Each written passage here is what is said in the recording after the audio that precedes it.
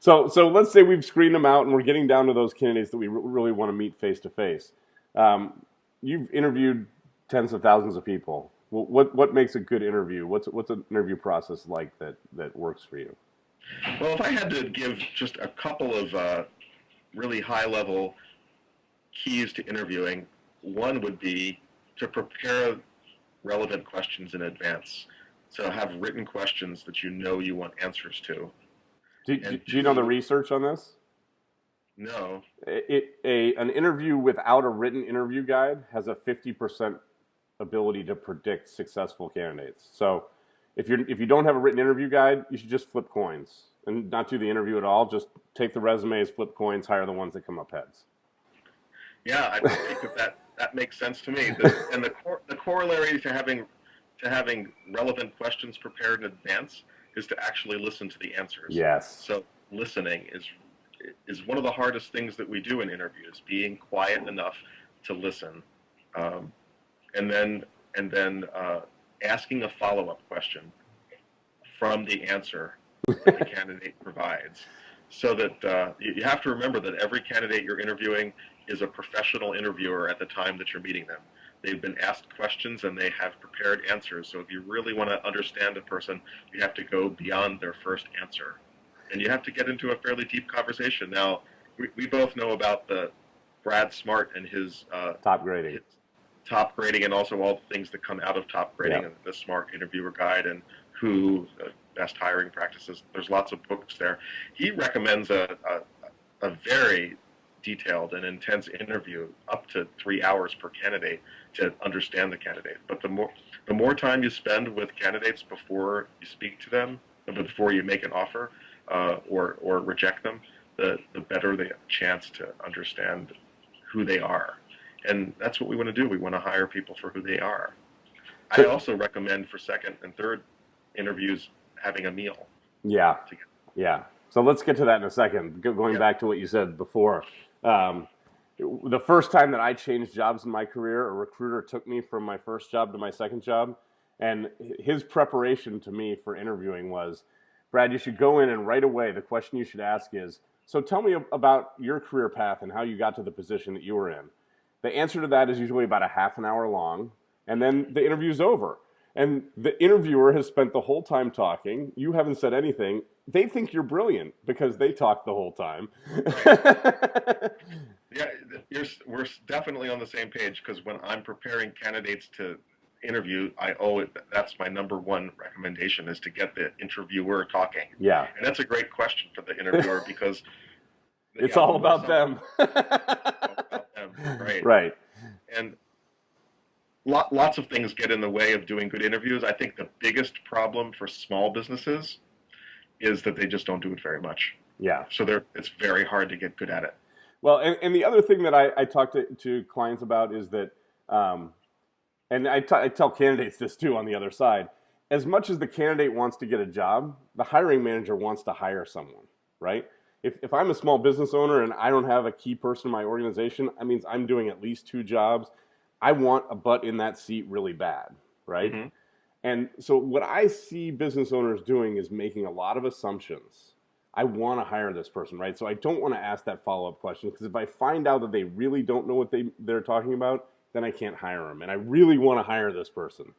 And so what I want my clients to be to sit back a little bit and be a little more critical, and Mm-hmm. not be sold so much. I mean, again, they want to buy. Right. So getting into the mindset where you've got a lot of candidates and I can look for the right candidate. Right. We're very much on the same page there too, because I always tell our interviewers that it's likely that when they bring somebody into their office or business to interview them, that they're going to be, the interviewer, the owner, the small business person, is going to be warm and friendly and welcoming and gracious, because it's their second home and that's where they spend all of their time. And this is a stranger, so that's what you're going to do.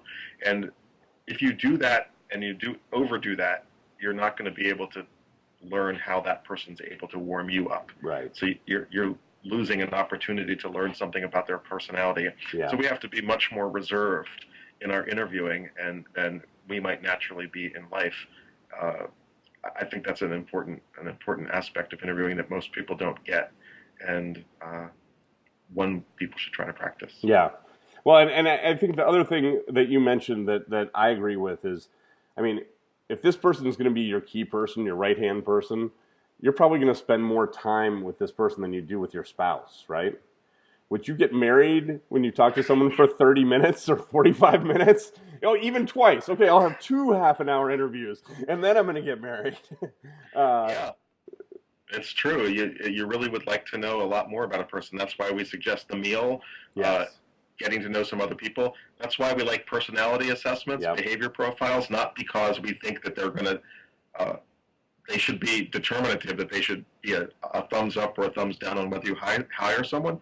But if you understand your own behaviors, so I never want anybody to do a behavior assessment on somebody unless they've had one themselves, Mm-hmm. so they know who they are and how they communicate. Mm-hmm. But if you can have an engaged conversation about your different communication styles and your different expectations in terms of preparation before meetings or extroversion and introversion, all these things help to get at whether you're the right person.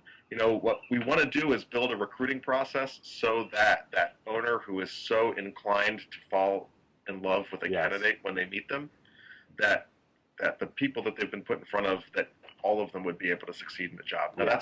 that's a tall order, but we'd like the hiring manager or the owner to be able to fall in love with any one of the 3 or 5 candidates and have a reasonable expectation of success. And we do think that people should like the people they hire. Oh yeah. One of the things that I ask hiring managers is, does she pass the Australia test? What's the Australia test? Would you be willing to sit next to this person on an airplane ride to Australia? Because if they're going to drive you nuts in a 20-hour airplane ride, they're really going to drive you nuts working next to you for 10 years. So you have to like them. You have to get along. Right. And if you don't, now there's a little trap there, by the way. So depending on the job that you're hiring for, Their personality might be very different. right, and so you can, so I think in terms of the bookkeeper or the controller or the CFO, somebody who is very opposite of my behavior Yeah. profile, which is kind of impulsive and like talking to people and not very detail oriented or organized. Those people's behavior profiles tend to be, you know, lower on the scale of extroversion or friendliness, Right, or right, right. And we need to make sure that, yeah, we can like them, but we're not going to be best friends. Right. That they're nice to have around and that they're going to do their job, but they're not likely to warm us up the same way that a high extroversion or A sales influencer candidate, is. right. And they could really screw up your books. Yeah. Well, and that brings me to a point I was trying to get to. You talked about hiring managers or business owners falling in love with a candidate. And oftentimes when I've helped a business owner to build a more rigorous interview process or screening process, now they're coming to me saying, Brad, I don't love any of these candidates. They're all, you know, they've got strengths and they've got weaknesses. And I say to them, perfect, because now you actually know what you're hiring. I mean, before, when you fell in love with people, 3 weeks later, you were super disappointed, right? I mean, they never lived up to that imagination that you had about how great they were going to be. Right. No, great point. That's a really great point. You know, the perfect being the enemy of the good. You need to pick your warts. Yes. Because everybody has them. Yes. And you need to understand that and make the best decision. The other thing you need to do is, and this is not, clearly is not self-serving, sometimes you need to say no and keep going. Yeah. Because you can, you know, it's what's more frustrating and disappointing than really being rigorous in your interview process, in the recruiting process, get down to 3 top candidates, go through all the last steps, and then say, you know what, number 1 was pretty good, but I don't think it's exactly the right person. Number 2 didn't reveal something that was really important in their background check, and now is not trustworthy, even though I thought I was going to really like them. And number 3, don't really, you know. Not feeling it, right. Not feeling it. So if you're in a position to wait, then wait. If you're not, then make the best choice you can. So that's the problem with people, is it's never exactly totally clear cut.